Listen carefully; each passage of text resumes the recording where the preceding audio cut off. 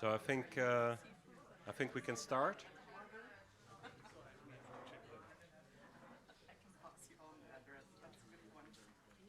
Melania, is it okay to start?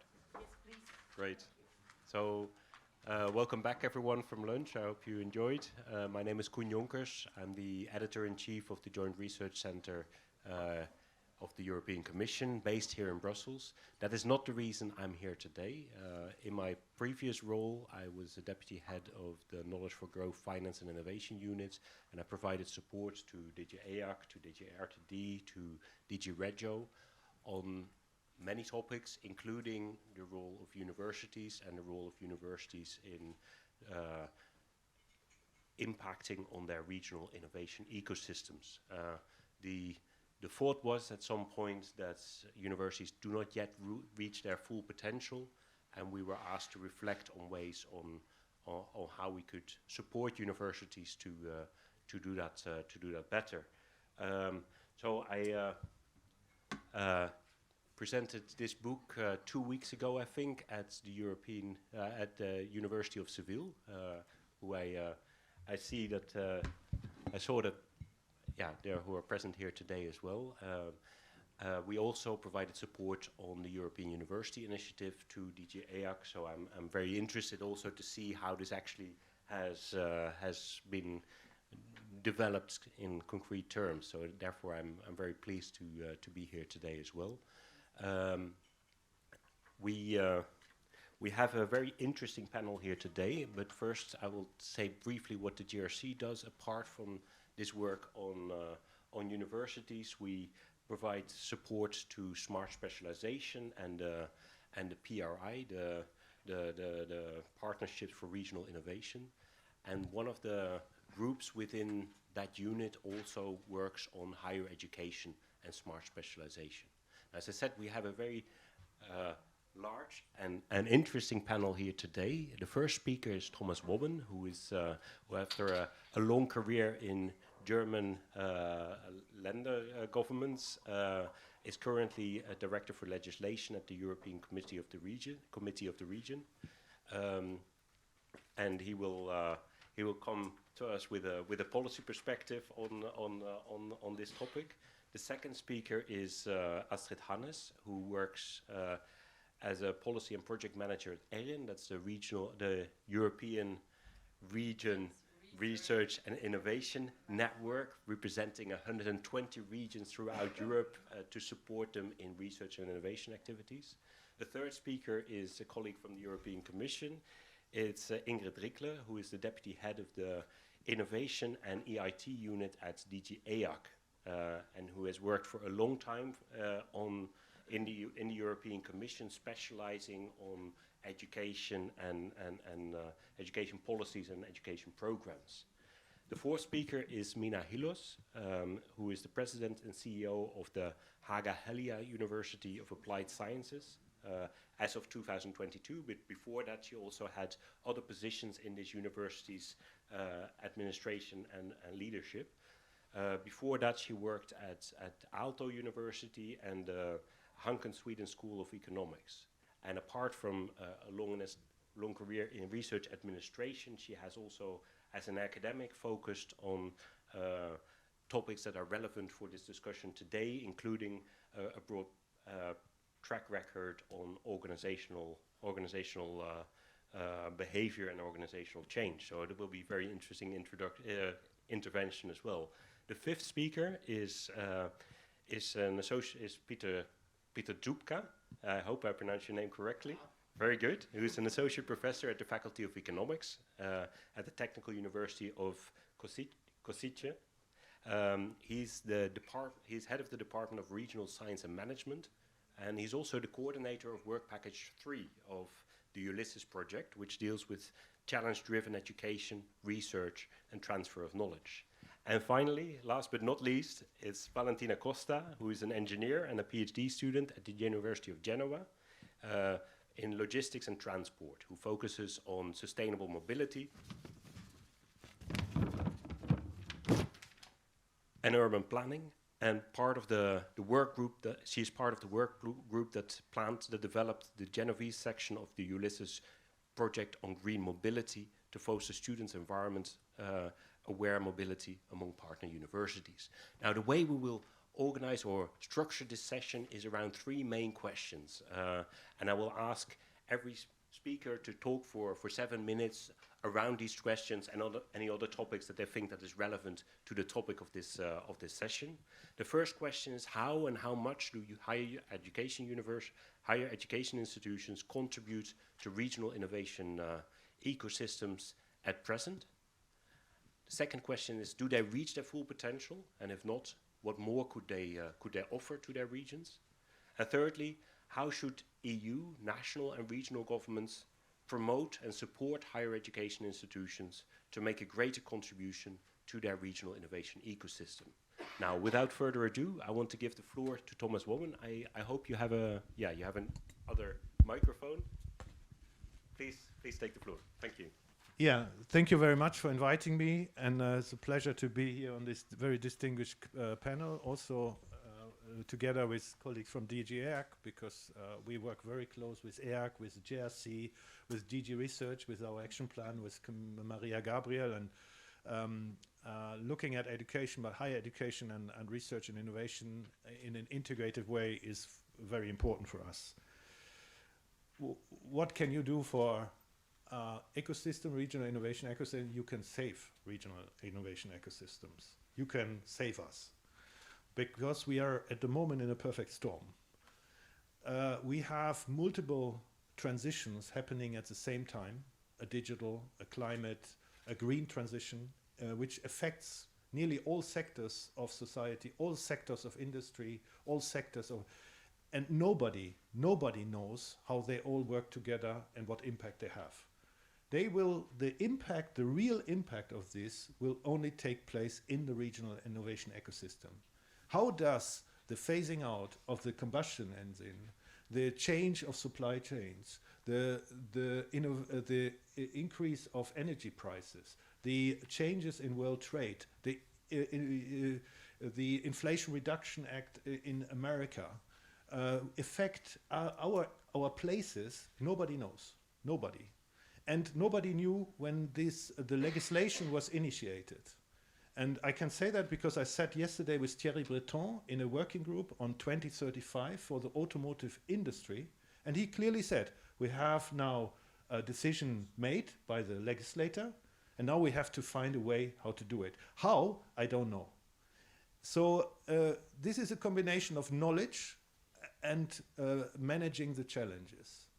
And you have knowledge, and you can manage challenges. That's why universities need to play a key role in this, because we need place-based solutions for each place to manage it. And there is no one-size-fits-all for everybody. We have now a legal framework, very ambitious, very top-down. We said we want to do this until then and then and then. And now the actors on the ground have to find a way. By the way, 30% of the technologies we need to do that, we don't know yet. So it's also about your research.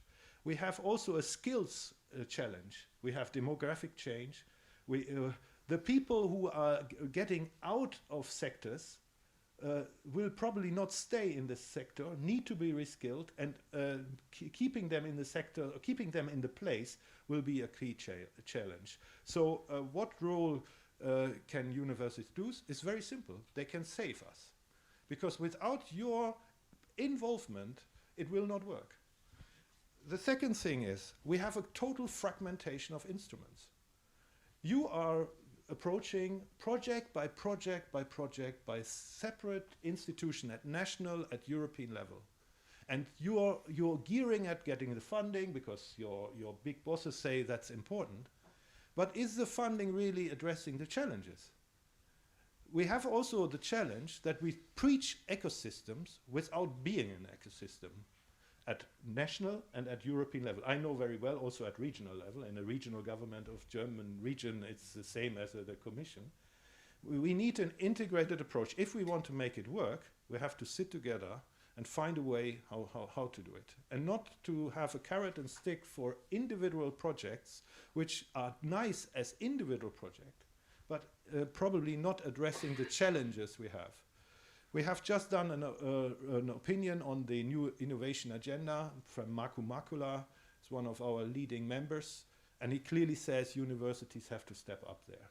And then I come to the second question, who is doing and who is doing not? We can clearly see a divide, and I'll be very open with you. In regions lagging behind, universities very often see themselves only as technology provider and not as actor. They are also not forced by the industry in these regions to be an actor, because the industry themselves is not an actor. They are just producing things. The brain of these industries are often not in these regions, so they don't even ask the university to play more place. So lagging behind, and the role of the university is, in my way, I can't prove it by figures, JRC you could probably do better, but I can clearly see that the engagement of the university on the ground to address the challenges, to also educate politicians to say what comes ahead.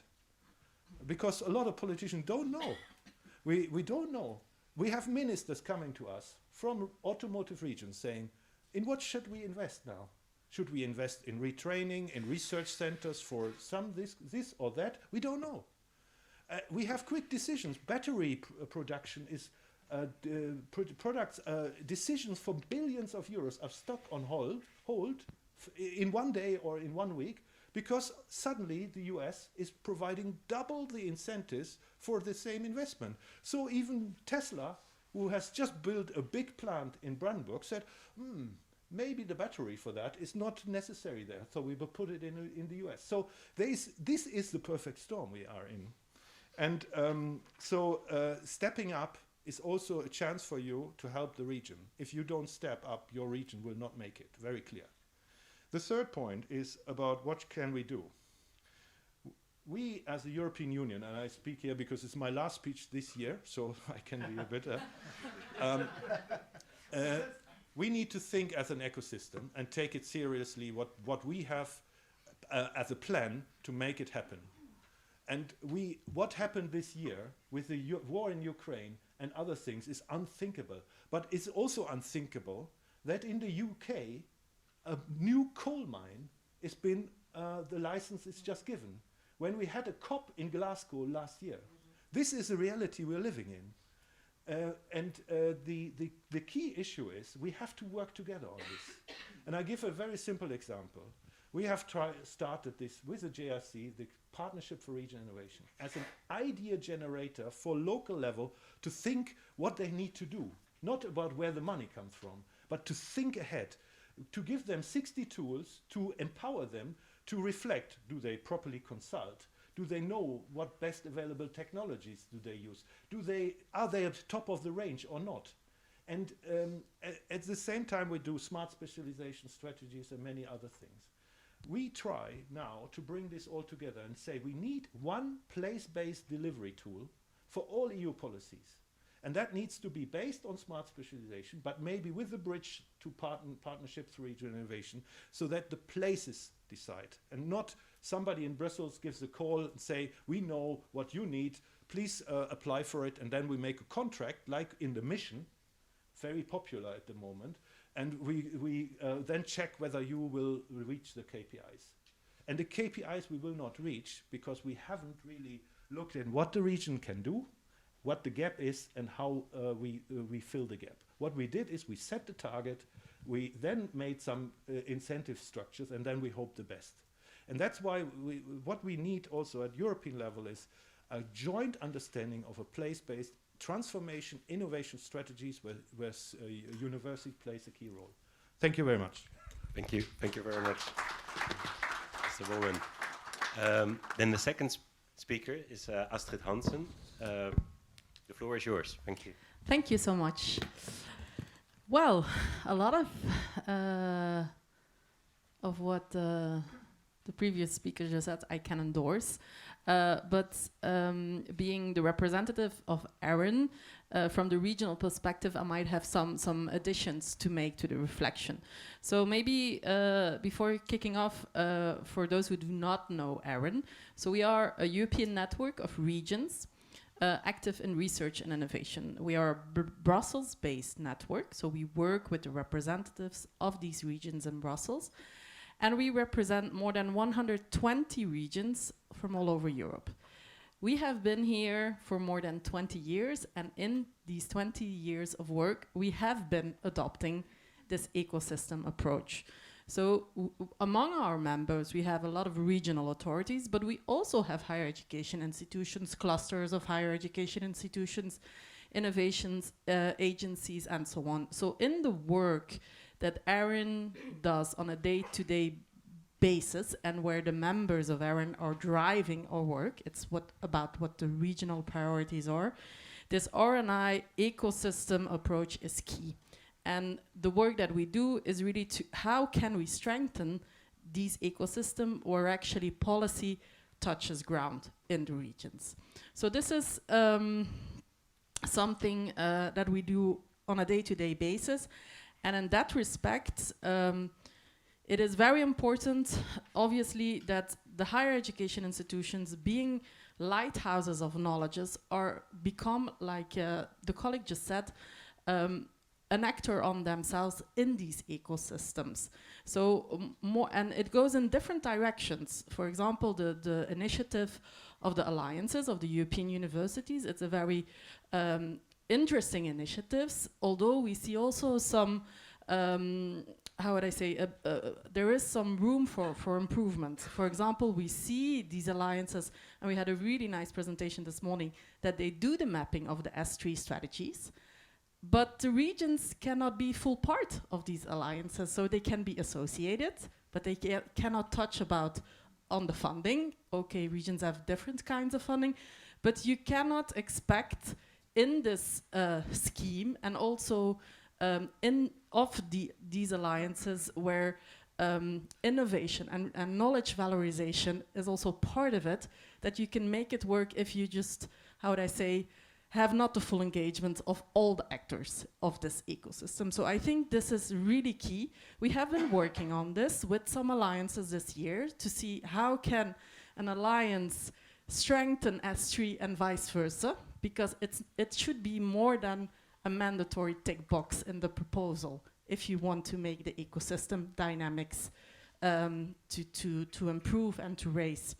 But we see also some emerging initiatives which are very promising, I think, where we see alliances who link their work beyond higher education institutional objectives at stake, also to European missions and to these big challenges. I mean, we have a lot of targets set, but this has to touch ground in the region. So that is really in the mindset something that we see changing, and we welcome this change to get the regions and these aspects also involved. And from the learning of ERRIN, we see some, how would I say, experimental initiatives popping up. The PRI is one of them. Out of the almost 70 pilots that are set up, among 50 of them, ERRIN members are involved. The regions are keen. This is what they want. And I'm not going to be the one simplifying the complex situation where we are in, economically, geostrategically.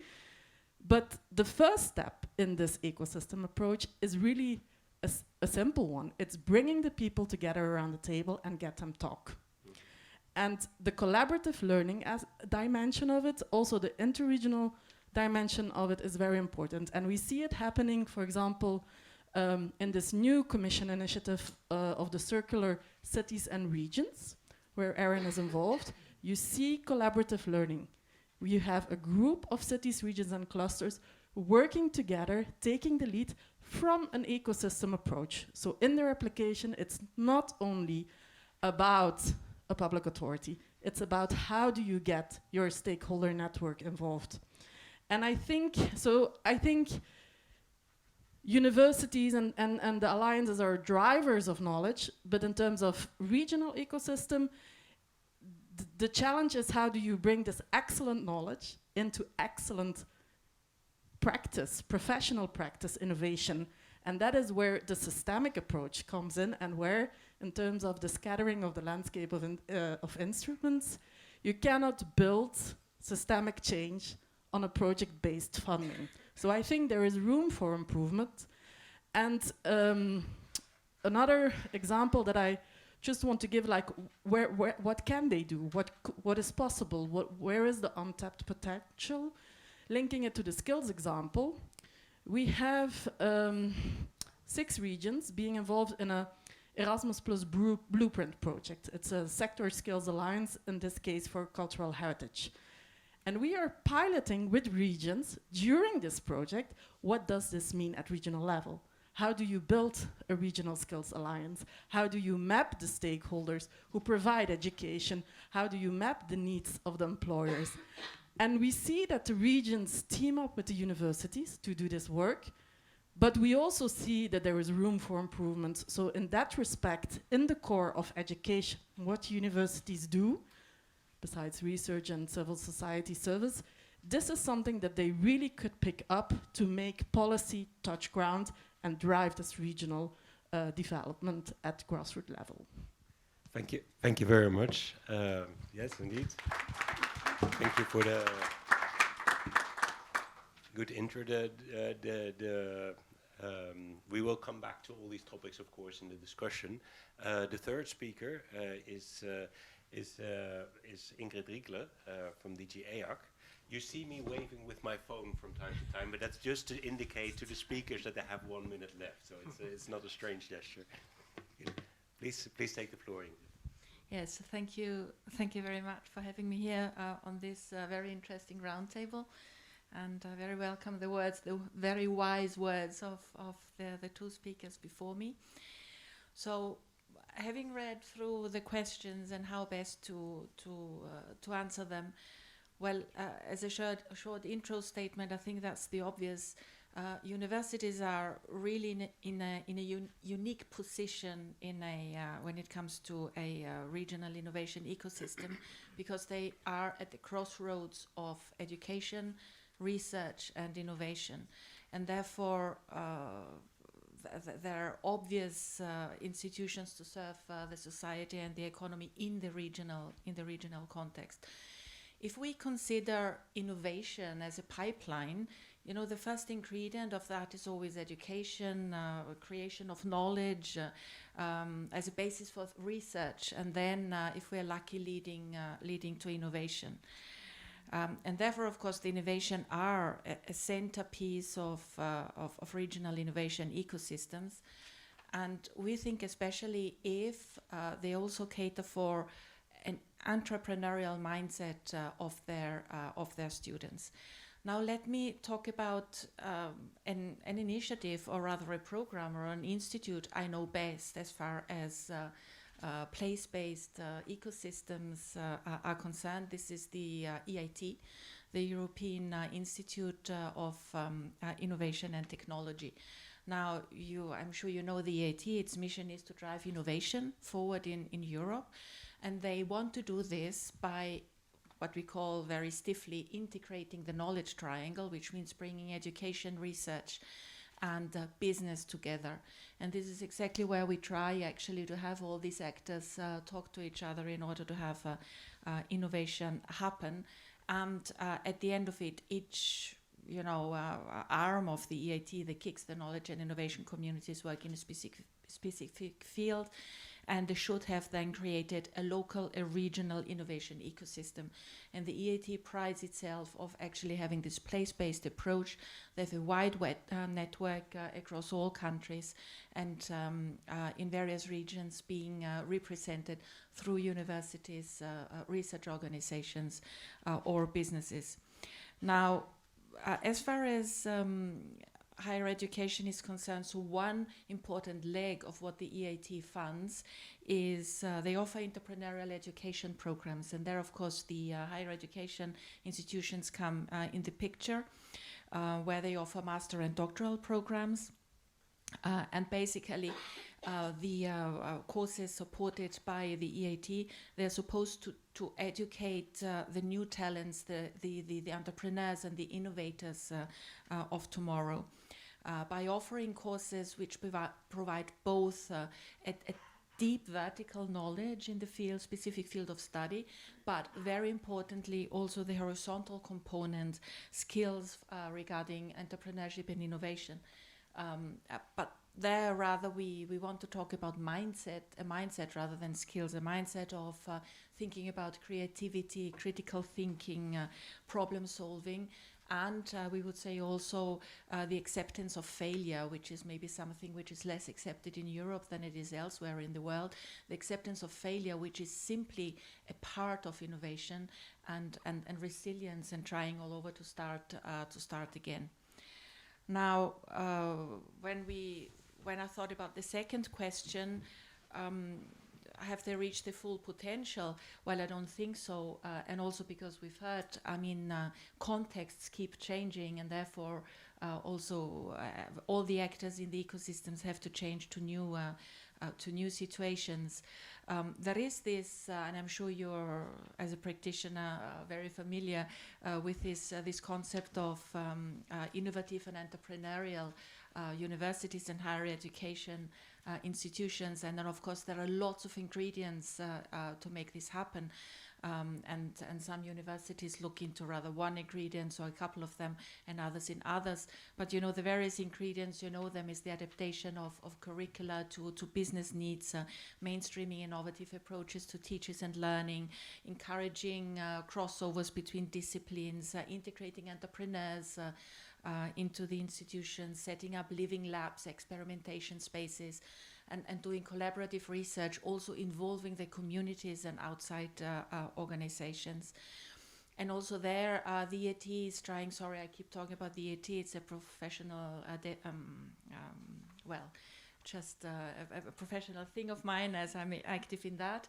Also there, recently we've seen that we have to make the role of the higher education institutions in the EAT stronger. And with the new funding period, we've set up a pilot where we hope with this pilot we can build up the capacities of the higher education institutions to be more innovative and more entrepreneurial. And one of the characteristics of these projects, so they have to work together again with businesses, with research institutions, and also with public authorities. So it is very important that they integrate into the local innovation ecosystem, that they teach, that they increase their capacity to teach innovation and entrepreneurship, and very much on the whole institutional level, and not just in one project for a specific department, but to create real institutional change. And by doing that, taking the needs of the region, the territory they're located in, into consideration. So I think I would stop here. I would have, of course, more to say, especially about the interesting example of the EAT. But, with these new capacity building projects, we really hope that the universities are getting stronger also in the EAT, and that they can contribute to this innovation and entrepreneurial attitude the regions need in order to grow. Thank you very much, and I'm sure I'm sure there will be more time also for all of us to discuss further on these different topics and to interact with each other. Now I would like to give the floor to Miina Hiilos. Please, the floor is yours.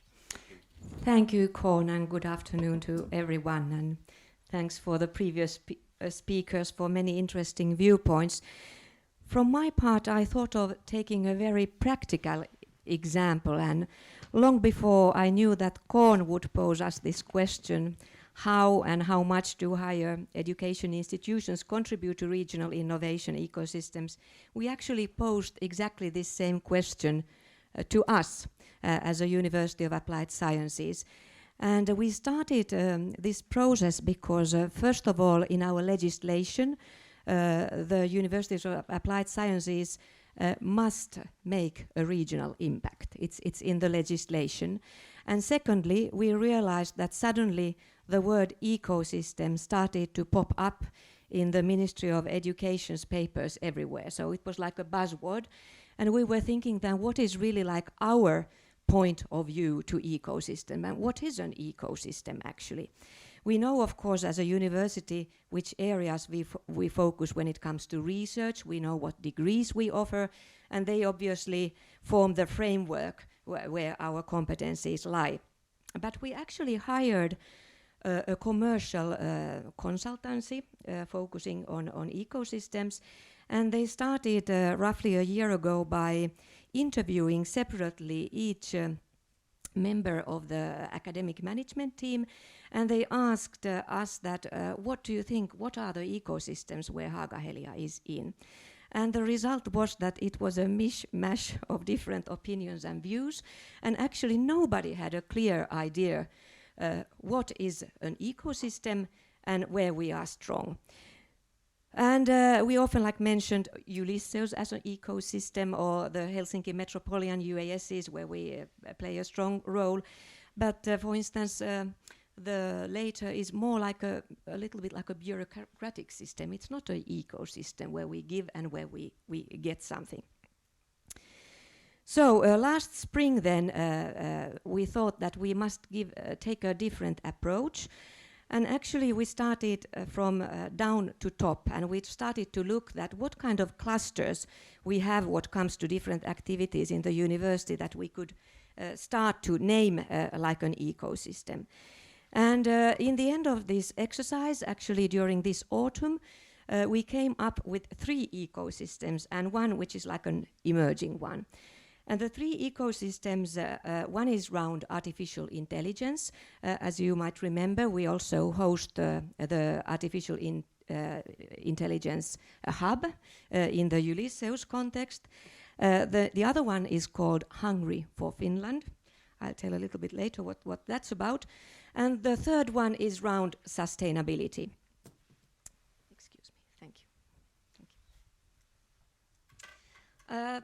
About this artificial innovation hub, so it is also, I think many of us have been talking about artificial intelligence here. It's something that is very much on the agenda.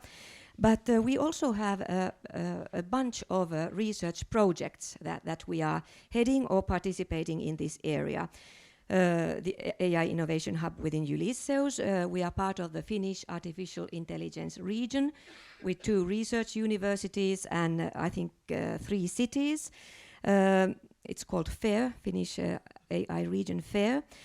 We have a project called AI Technology Innovation, and all of these actually are focusing on small and medium-sized enterprises and how to either free or a little bit subsidized help them to kind of solve different issues that they have in relation to artificial intelligence. Most often they have a basic understanding of artificial intelligence, but they need to raise the kind of features of a product or a service to another level, so that they need help in sort of developing the service or the product with artificial intelligence to a next level. And very often these companies, they have been basically from the healthcare sector. They are themselves active in the digital solutions. And what was the third one? I can't remember now. But anyway, 3 different areas where we help them. And the size is really small and medium-sized companies. So we try to foster their competitiveness by introducing more features from artificial intelligence. We are the biggest educator in IT technology in amongst the universities of applied sciences. So we have obviously many students who work with this field. We have very many alumni. And around this bunch of activities, we realize that this is an ecosystem. We really do have something to give. And also we get from the partners, from the other companies, which we can implement, for instance, to our curricula. We can work with the companies that are part of the ecosystem and so on. So this is ecosystem number 1. Number 2, called Hungry for Finland, had actually quite a interesting beginning, and here I look at our Italian friends, because this was initiated when Mr. Berlusconi visited. He was on a state visit in Finland, and of course the chefs wanted to offer him a Finnish cuisine, and probably he was offered reindeer meat and wild berries and something like this, I don't know. But the journalist asked him afterwards that what kind of a culinary experience was the visit to Finland. And he said that, well, Italy is the, you know, the home of good cuisine, and we have the Parma ham and very many like Italian food, pizza, pasta, and so on. And Parma ham actually was something that the Finnish journalists picked up, and it was in the news very many times that they have Parma ham, we have nothing. And we have to kind of conceptualize the Finnish tourism and food market in a different way. And actually the public organization Visit Finland, which kind of promotes tourism to Finland. And then the Ministry of Agriculture and Forest contacted Haaga Helia. We are the biggest educator of chefs and hospitality management. So they contacted us to do and make the first food and tourism strategy for the years 14-15 for Finland. So this was the start of this ecosystem.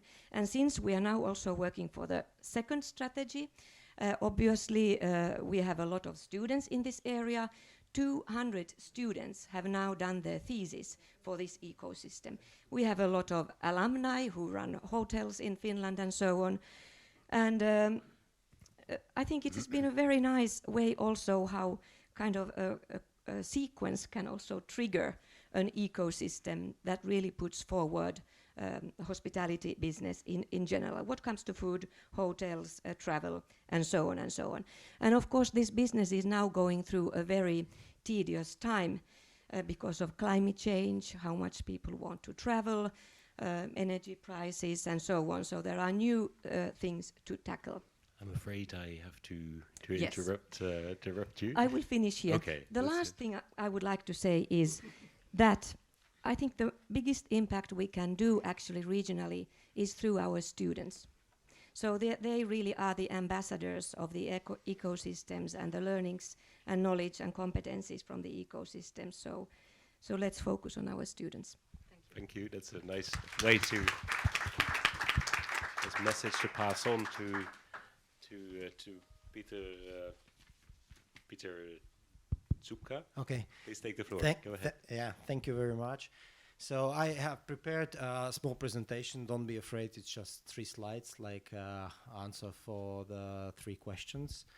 So when I was thinking about speaking about the innovation ecosystem, I was trying to point out the bottom-up point of view. So I am using my technical university as example. So for the first question, how and how much do higher education and institutions contribute to the regional innovation system? You can see that as we point out in the slide. So we are focusing on 4 areas. The first is the innovation system. Technical university is the very traditional university with a very strong basic research. But a few years ago, I think 5 years ago, we started to build innovation support infrastructure within our university. We built a science park called Technicom with many other activities. We have there a startup center. We have there an incubator for our students. We have several R&D innovation centers within, and many other activities we are starting to come through to support the innovation system. The second thing is regional capacity building. Now, our university is really very active in a different association with, and we have a very strong relationship with the main partners, Chamber of Commerce and IT Valley NGO associations. And so on and so on, and we are using this connection for getting the information, what the industry needs, what are the industry trends within regions, not only in innovation but also in education and so on. Then the fourth area is the social and cultural development. Again, as the largest university in the region, we have really strong connection with the self-governing regions, with different initiatives, NGOs, and we are trying to cooperate with them, helping them with our expertise and so on. And last but not least, we have the area of human capital building. We have 9 faculties, and we are trying to support our students with the latest knowledges, but not only the regular students, but we have also the University of Third Age trying to engage the older people, and also we have the Lifelong Learning Center. So that this is like 4 areas that we consider as an innovation ecosystem within our university. So the second question is what we can do better. So as it's mentioned on the slide, we always can do better. We always can do it better. So I again try to point out some points in these areas. So let's start with, let's say, innovation. So first of all, when we're talking about innovation, we have to talk about interdisciplinarity and internationalization, where Ulysseus helps us a lot as a university, and we are trying to be better. We are planning, or we are thinking to like support technology and lab sharing. We are planning to focus more on technology transfer, digital and green fields, and so on. When talking about cooperation, we need, or we understand that we have to be more efficient in our cooperation with our partners. We want to make our university the first choice when considering the cooperation in the field of innovation. Social and cultural development. So there is a big obstacle for us as a traditional university to solve the real social problems. I think that we are doing it, and we are doing it well, but we don't have any concept for that. I think, or we think that we should conceptualize the collection of demand for the real social problem, and that would be the very, very big step forward for helping the region with the innovation. And last, and it was several times meant by my four speakers, we have to support and focus more on entrepreneurial education, problem solving with other students, support the mobility, but also to engage citizens by using a micro-credential, MOOCs, and so on. And again, here, Ulysseus helps us a lot here. And the last question, and it was already mentioned, from my point of view, how can regional, national, and EU governments help us? One size does not fit all, that all regions are different and they need different support, different approach. They are in the different stage of development of innovational ecosystems. And that means that we really have to be very concrete with the support of the concrete region. For example, here in Košice region, last year we developed a regional innovation strategy, and we focused more or less on capacity building, or building a critical mass of the people that can be innovators.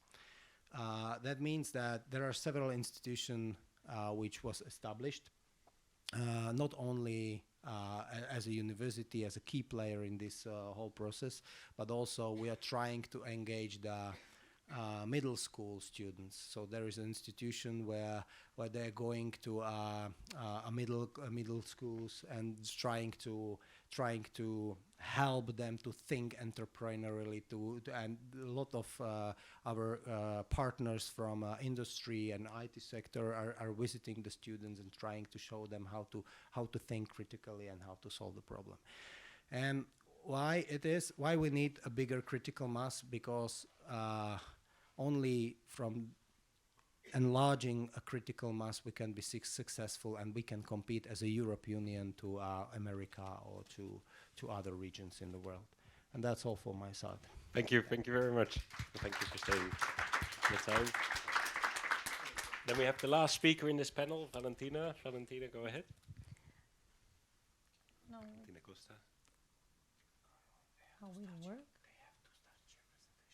We have to wait for a sec for the new presentation to upload, but I think the colleagues in the boxes will do so. Wait, go ahead. Thank you. So many interesting things have been already said. So it's not easy to be the last one, but I will try to bring my point of view as a mythological creature that I am, because I am a PhD student. So I'm both a student and a researcher. So I will try to mix these two points of view, starting from the three elements and the three main pillars of university activities that to me are the basis to foster regional innovation ecosystems, which are the research, first of all, because it's the way through which universities can try to face those global and enormous challenge we have ahead, as climate change, as energy transition. And research is the only way we have to try to answer these great questions. The outcomes and the outputs, when we are lucky to have them from the research, are luckily can be mainstreamed into education and training programs through innovative teaching methodologies, and try to create a shared and a common background, not only for students and scholars community, but to a wider community that goes beyond the university walls and reaches also the regional community and the global ensemble of stakeholders that could be involved in trying to solve ordinary and sometimes extraordinary problems that we have to face. So, as in this morning, General Rector Dr. Delfino already said, our university is actually working on a regional innovation ecosystem, which is RAISE, robotics and artificial intelligence for social empowerment. And this is an activity through which we're trying to make work together university, companies, research centers, and regional stakeholders at any level to try to foster social change, empowerment, and try to create new opportunities for regional development. On a lower scale, we're working also in other projects that cannot be framed exactly as regional innovation ecosystem, but that could be interesting because we're working on projects trying to link in together communities, university, company, and regional stakeholders through two main actions in our research team. First of all, the Italian National Strategy for Internal Areas, which is a national plan to try to tackle social marginalization and depopulation of peripheral areas. And our research team is working now on transport solutions to reach these people, to increase accessibility, but as we already said before, try to balance the entrepreneurial element too, because we try to find solution as demand responsive transport to make that services, the mobility services, feasible and sustainable for providers as well. And the other experience is a joint laboratory that we launched together with an infrastructural company. We're working with the students, researchers, and local stakeholders to work on green and digital infrastructures that in our region, as probably you all know, is a very critical element. We had some critical tragedy recently, so it's very important to work on that to try to give new opportunities to our community. Trying to focus on what is currently being done and what we could do more. Probably, I think that occasions like this, that means networking between universities, between research centers, are pivotal to try to enhance actions that are available on a wider scale than the regional one. But the important thing is to try to balance scaling up of these initiatives, but focusing on place-based initiatives, because these two dimensions are really pivotal to try to foster local and economic development. And I think that this approach is really important and really synergical if it's multi-perspective and cross-sectoral, mixing knowledges from deep tech, from business world, but also from humanities, from soft skills. Only a very mixed and collaborative approach could foster collaboration with regional stakeholders and cross-fertilization in order to implement pilot initiatives that could really create added value for the local communities that we are finally working for. And in the end, trying to start from the goals set by the EU innovation agenda and the EU strategy for universities, I think there are some key points that we need to still work on. First of all, make a greater coordination between education, training, and research programs to make collaboration easier, and collaboration and integration on a vertical scale from students to local community, but also on a horizontal level between the departments, as we call that, try to overcome the criticalities of working on separate sectors and making soft skills, humanities, deep tech, technology, engineering work together, because a mixed approach probably is the only way to face complex challenges. And this is the way to probably to create added value for communities and to try to scale up pilot initiatives to reach effective results. And this can't be done without involving local communities, and try to involve them not only in communication or dissemination activities ex post, but probably involving them from the very beginning of these initiatives and making them working together from the starting of the design. Thank you. Great, thank you very much. So universities have to save Europe's regions to face the different transitions that we are going through. They have to take a leadership role in their region, and we have to facilitate all the actors within regions to talk to each other so that universities can take a bigger role in knowledge triangles, working on their other missions, including providing entrepreneurial education.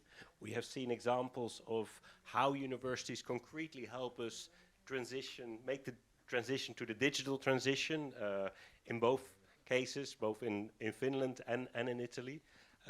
Examples of how a university concretely organizes itself to provide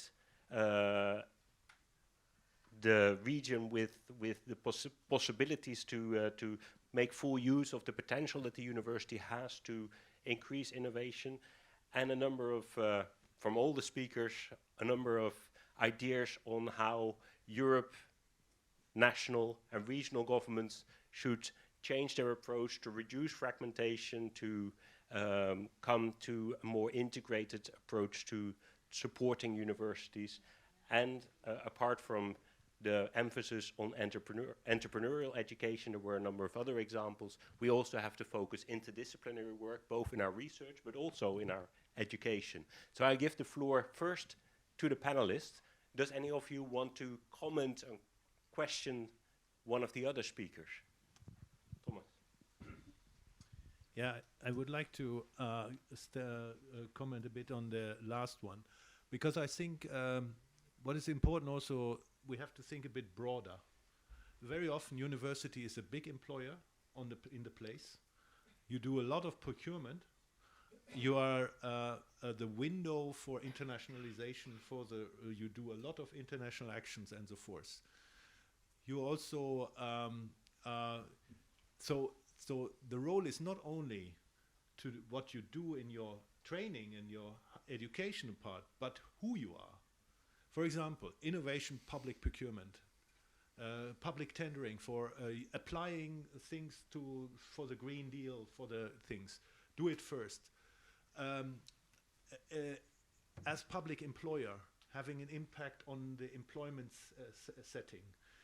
As legal departments looking at better regulation, how to simplify things for the region, to make it easier to do so. So not just to do your normal business, but going beyond understanding yourself as a key actor in the economy for equal opportunities, for let's say reaching out to special target groups in the area, for your own action as university. So the university, not only as an policy implementer, but as an actor in the ecosystem. And the ecosystem is, in my view, broader than a thematic ecosystem. It's with all the actors in the place. So there, the university can really play as a model for other public employers, public investors to show. So I think this is this I wanted to add, that the understanding of the university needs to go beyond in order to have this impact. So regional leadership, a clear call to all of you who are in universities, and maybe some of the people from universities would like to respond to how they take this role of regional leadership. Yeah. Peter? Yes. Well, there are many roles of the university within the region, because we are not only like from my point of view, we were talking about that we have to build a critical mass, and then we have to for the region to be innovative. We can do it two ways. The first one, that we can build internally people within the region to make them more innovative, to have more critical and entrepreneurial thinking, and so on and so on. And the second way is then the talent attracting. So how to attract the people, the talented people to the region, and the university can play a very important role within this process. We had 2 years ago, I think, we had the conference in the Košice, and the name of the conference was that the place matters. And one of the results of the conference was that the talented people are choosing the places where they want to live. The thing is that they can do it. Because yes, if you are talented, you can choose the place where you will live, and the regions are really competing for the talents. Because on the global level, there are only two sources where the people where the competition is. The first is the talents, and the second is the money. And if the region are able to create and attract the talents, those regions will win the prize, you know. So then you have to create all the structures and supports and technology and the support, and that's the things that is available nearly everywhere in the Europe. But there are regions which are objectively disadvantaged because of different things like geography or whatever, and you have to think about that. And this region have to also fight for the talents. So that's. And the university can play a very important role in that. Thank you. This question also ties into the session that we had earlier this morning. It ties into to issues like university autonomy, organizational change within the university, but also a drive from university leadership and indeed for faculty to take up this role and play an active role in becoming a central actor. Does anyone else want to comment on this question or raise another question to one of the speakers? Astrid, please take the floor. Yes, I just wanted to compliment actually, because you mentioned like if you're well connected, those regions will make the difference. But I think what is also very important, and alliances like this can actually be drivers for that as well. Regions are different. You have urban regions, you have highly industrialized regions, you have rural regions. So I think in terms of addressing some of these challenges, and where universities as lighthouses of knowledge and have to drive this transfer into practice, it's also the interregional cooperation that we will need to overcome some of these gaps, because if every region in Europe is looking for AI specialists, yeah, we're gonna end up in a war. So it is about using the capacity, the relationship, building on trust, and also to see how do you do this knowledge circulation and also labor circulation, because we have to join the forces in that respect. So I think also in that respect, universities being a full actor in the ecosystem is really important to be this window to the rest of Europe and connect the dots and trying to put these ideas and into practice and how to really overcome them by joining the forces together. Thank you. Yes, no, indeed, because often universities are one of the main actors that goes beyond the region and can play a role of embedding regions into national networks and do so in a relatively disinterested manner, different from a multinational company. And it's I'm going to open the floor also to questions from the audience, because I realize we only have 15 minutes before this session ends. Does anyone want to come in, or shall I ask other speakers to respond already? Just raise your hand if you want, and I'll give you the floor. Meanwhile, I'll look at the panelists and ask if anyone wants to come in on this issue of the role of the university in embedding and linking the region to the rest of Europe. Yeah, I was thinking of commenting still Peter's point of being kind of platforms for different actors to meet. I think that's often the metaphor that is used in our context, that a university invites the different actors, the researchers, teachers, students, companies, public organizations, to create together something new. So in many regions, as you said, it's the university. It might be the driver of the region. So I think it has a very important role as a platform for meetings and for changing ideas and putting things together. I think earlier this morning someone referred to this as the role of the university as an honest broker. We refer to that term in a different way, but it is indeed one of the potential roles of universities to bring actors together and to get them to speak to each other and come to joint strategies. I'm looking at the rest of the room to see if there are questions. Raise your hands if you want to come in. Yes, please. Thank you. Hello, I'm Monika Bitoderczyko. I represent here the Slovak Liaison Office for Research and Development in Brussels. So personally, I'm a big fan of the European University Initiative, and it might be a comment and maybe half a question of what has been said also by Astrid from ERRIN. So I also see the universities as the drivers for internationalization of the region. And I would be very interested in knowing if Ulysseus, as University Alliance, has some kind of a plan to see or to test or to monitor to what extent this spillover effect created cooperation between the regions. If there is something foreseen, maybe not as a KPI, but just to know and observe and learn from this experience. Thank you very much. Question for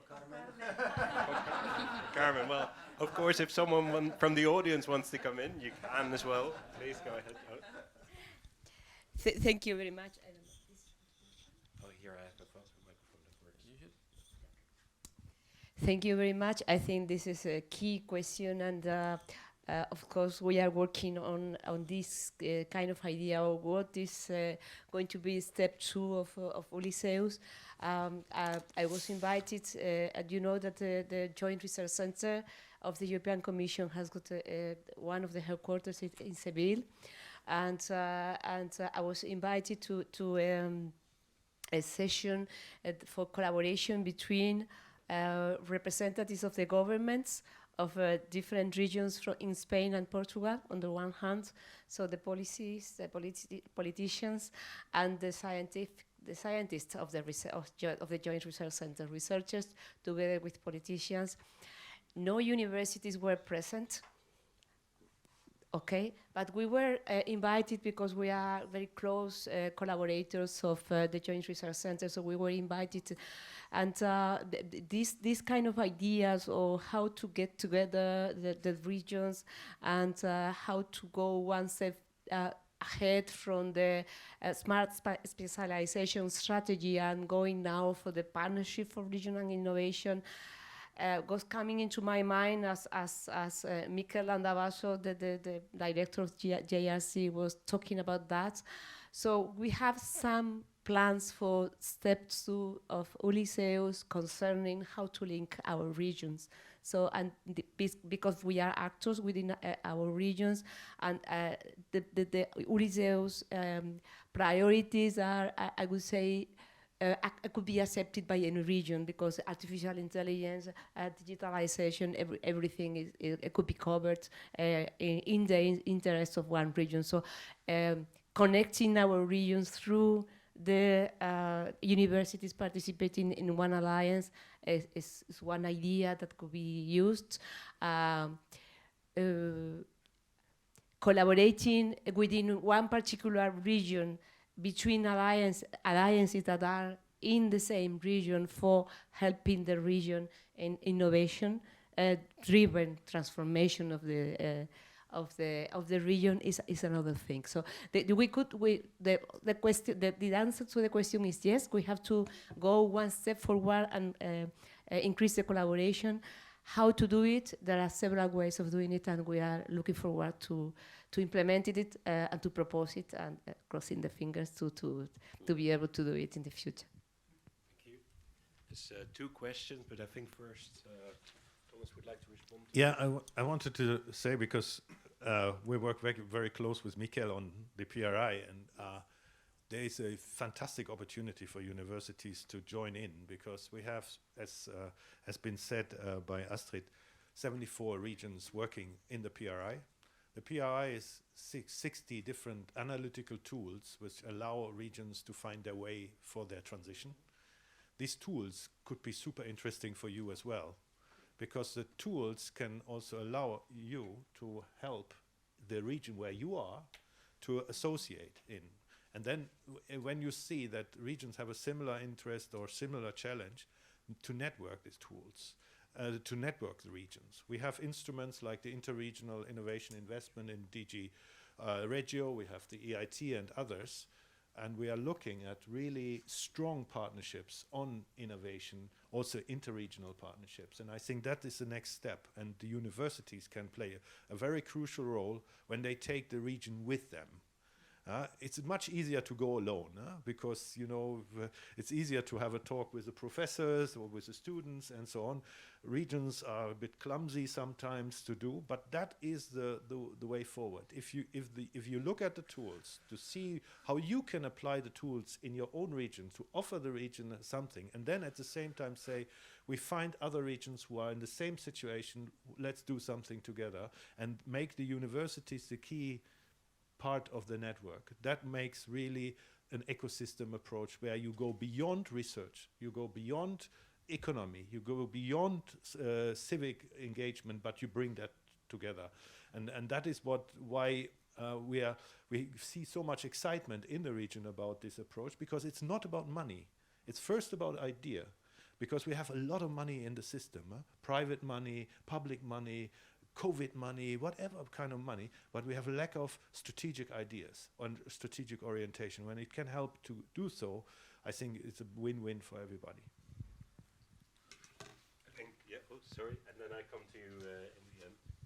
Thank you. Just a very quick statement also to react to some of the statements the speakers and also the audience have done. I think somebody asked, it must have been you, who said also, you know, there are so many also ecosystems around us, so many different regions, and also they have to link up. What I also hear from here is that a massive amount of work is being done, but maybe everything is a little bit fragmented. So we've seen the fragmentation of the innovation landscape, the fragmentation of the innovation of the funding landscape. Everybody is doing their own contribution and is doing a great job, but linking everything up, I think this is something which would be a sort of a core task. But of course, that is the task which is most difficult to be done. In the new European Innovation Agenda, there is one flagship actions, which is about innovation ecosystems, and there especially it talks about linking up the various innovation ecosystems which already exist for specific regions, in specific fields. There is also the network of the rural regions, which have got very specific needs, and also linking the various projects and tools up, because just making the list, EU ideas, working in the field of innovation ecosystem, there are so many tools and funding possibilities around, and linking that all up. And actually this is also what we are trying to do with this new policy communication. And also, in case you've missed it, but I'm sure it's been mentioned also in the morning session, the Commissioner Gabriel was also very keen to found a new network of innovative higher education institutions, which should be a little bit the link between the innovation agenda and the European strategy for universities, and like a bottom-up network of universities coming up with ideas how to bring it all together. So I think bringing it all together is a little bit the key here. Thank you. Bringing it all together within the region, education, research and innovation, but also perhaps as the second speaker indicated, the ecosystem of policymakers can come to further integration. And it was a theme also that we had this morning. So how can we ensure that it's not just individual projects, but how can we provide more sustained, consolidated and integrated supports to the different actors within the regions? I'm sorry, I will come to in a second. Yeah, I just wanted to share something which I think is important to mention, linking to the rural areas. Regions, I mentioned it, are diverse. Not every region has a university, but we see within the ERRIN network that even in regions where there is no university, and you have really high dynamics between ecosystem stakeholders, they are able to mobilize a lot of potential and really connecting the dots and do what sometimes you could call smart programming. It is about, it's not my word, but in the jungle of funding instruments and programs that is in place, it is about talking, passing on the right message and see how the common goals can be connected. And they are being very successful up to a point that they even convinced a university in another region to become part of their ecosystem and see how new ways of educating and doing research can be set up. So it is a really powerful instrument if you get this ecosystem going. Thank you. And now as I promised, I will give you the last word or last question. Thank you very much. It was a really quick statement, but I think that most of the things was thinking to say have been addressed already. In my opinion, one of the interesting thing is the interregional project and initiative. But at the moment, within the EU, most of these initiatives are connected with old geographical boundaries or aggregations that nowadays are a bit out of date, because we see in this alliance, most of our regions are not homogeneous and are not geographically connected. And so one of the inputs that I would have at this stage is also to foresee an initiative like the interregional partnership and projects, etc., that are not just based on old thoughts and planning, but probably on what is the future of Europe, that is even cohesion funds that go beyond what was done until now. And again, European alliances could be a good opportunity, but needs to be supported and needs to be connected with our regions. And that could be the way to foster that. In the governance or definition of regions. I am looking at the second speaker if he wants to come in, or one other speaker. Yeah. Of course, the world was very different when we made this, or when these rules were made. Of course, we have seen with COVID and others that particularly cohesion policy has responded very quickly. Now we have the energy. Yesterday, Repower EU and other things, which shows that there is a flexibility. But on these programs, I think action is needed to make them work, because and we will have a review of the multi-annual financial framework in the middle of the year.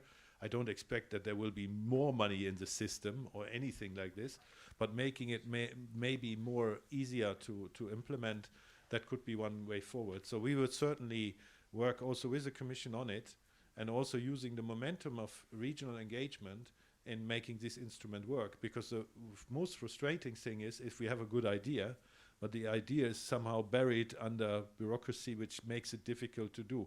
And I think there is certainly a need to see that how to make it working, and because then it's the way forward. Bringing regions together through universities, engaging them, I think is a very, very important part also of the transition challenge we have.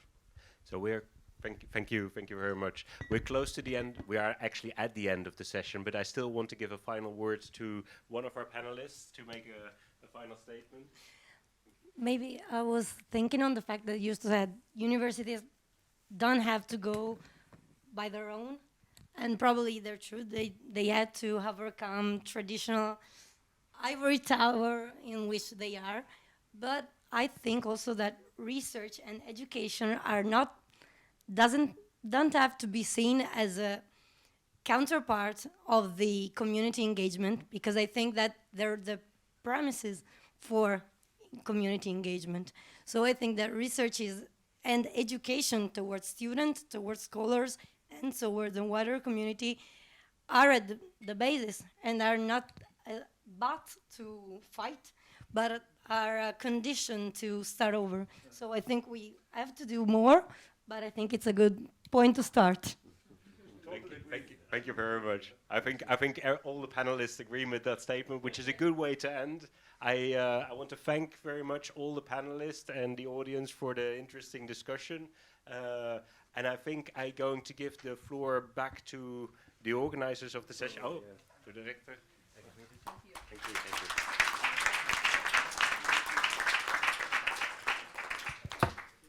I don't know if this, yes, it works.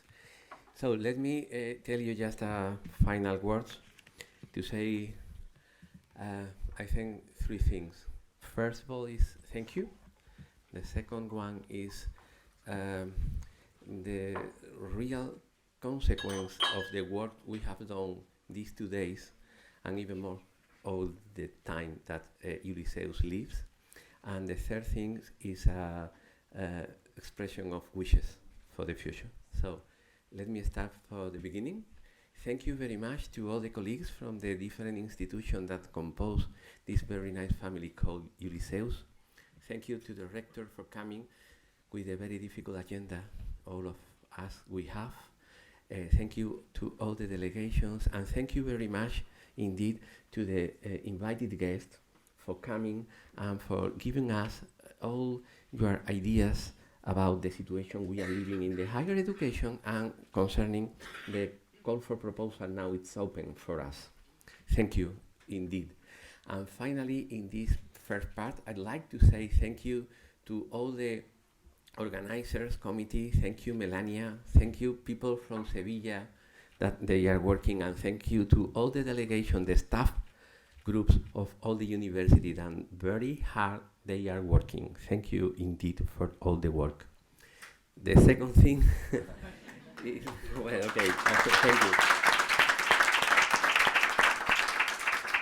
And the second message is that I think that it has been very important for us, the organization of this meeting.